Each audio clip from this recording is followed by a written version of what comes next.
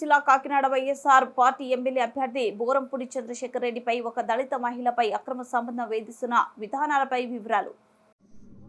నేను మొన్న ఒక ప్రెస్ మీట్లో చెప్పాను, ద్వారంపూడి చంద్రశేఖర్ రెడ్డి వారసుడిని ఎత్తుకొని ఒక ఆడబిడ్డ తిరుగుతుంది న్యాయం గురించి అని చెప్పేసి ఆ విషయాలు కొన్ని మీడియా ముఖంగా ప్రజలకు తెలియజేద్దాం అనుకున్నాను. ఎందుకంటే ఈయన ఎంత నీచుడో ప్రజలకు తెలియాలి, ఈ నియోజకవర్గ ప్రజలకు తెలియాలి. గతం 8వ తారీఖున ఒక దళిత మహిళపై ఈ వైసీపీ గుండాలు చేస్తున్న దౌర్జన్యం, ఆ తర్వాత బడే కొండబాబు అన్న అతన్ని కత్తితో దారుణంగా పొడి చేస్తే అక్కడ ఎస్ఐ నబీ గారు అది 324కే వస్తుంది, 307 కాదని చెప్పడం, ఇటువంటివన్నీ చూస్తున్నాం. దళితుల మీద ఒక రకమైన అత్యాచారం జరుగుతుంది. ఈ క్రమంలోనే ఒక విషయం నేను బయటపెట్టాలనుకున్నాను, కాకినాడ ప్రజలకే కాకుండా ఈ రాష్ట్ర ప్రజలకు కూడా. ద్వారంపూడి చంద్రశేఖర్ రెడ్డి అన్న అతను ఒక దళిత మహిళతో అక్రమ సంబంధంలో ఉన్నారు.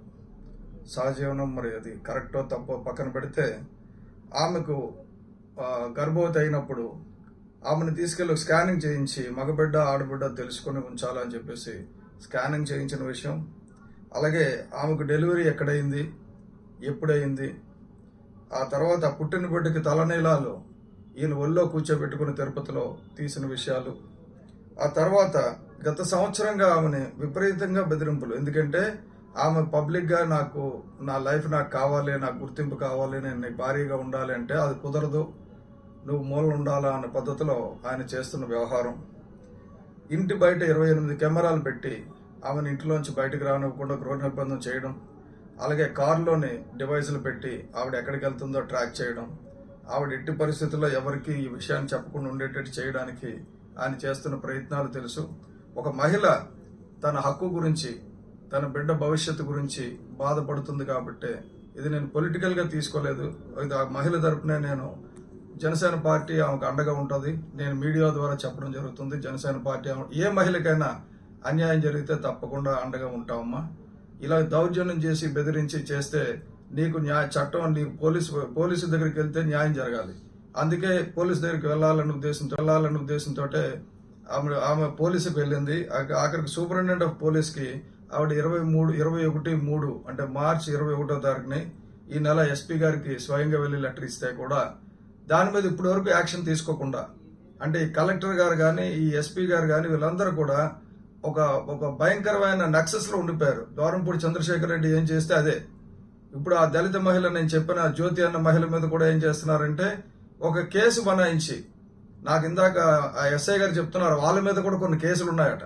అంటే ఓటు వేయకపోతే పేగులు తీసేసిన వాడికి వాళ్ళ మీద కొన్ని కేసులు ఉన్నాయని ఇప్పుడు కొత్త కేసులు సృష్టించి వకీల్ సాబ్ సినిమాలలో చేస్తున్నారు.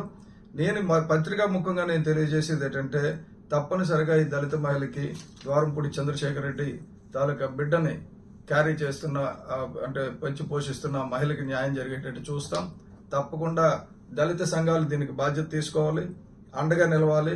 పవన్ కళ్యాణ్ గారు, జనసేన పార్టీ తప్పకుండా అండగా ఉంటుంది. మీకు చట్టపరమైన చర్యలు తీసుకోండి, మీకు మేము తోడుంటాం. ఎందుకంటే మీకు లీగల్ హక్కు ఉంటుంది ప్రతి విషయం మీద. ఈ విషయం మీద మరిన్ని వివరాలు నేను త్వరలో ఇస్తాను. అలాగే చేస్తున్న మైనింగ్స్ ఎక్కడెక్కడ ఉన్నాయి, విదేశాల్లో, ఆఫ్రికాలో ఎక్కడ మైన్స్ ఉన్నాయి, ఎక్కడ వేర్ హౌసులు కట్టారు, ఎవరి పేరుని కట్టారు, ఎవరిని కాపాడుతున్నాడు ఈయన, అవన్నీ కూడా. అలాగే ఇతను బ్రదర్ వచ్చి చెరువులోని, అంటే మన నదుల్లోని శాండ్ బ్లాస్టింగ్ చేసి వదిలేసిన వ్యర్థాల వల్ల అక్కడ చేపలు చచ్చిపోయి మత్స్యకారుల బతులు అస్తవ్యస్తం అయిపోయినాయి. ఇవన్నిటి విషయాల మీద కూలంకషంగా ఎంక్వైరీ చేయించి ఈయన మేము డెఫినెట్గా ప్రభుత్వం మారుతుంది, ఈయనకి తగిన బుద్ధి చెప్పి గుణపాఠం చెప్పి అందరికీ న్యాయం జరిగేలా చూస్తామని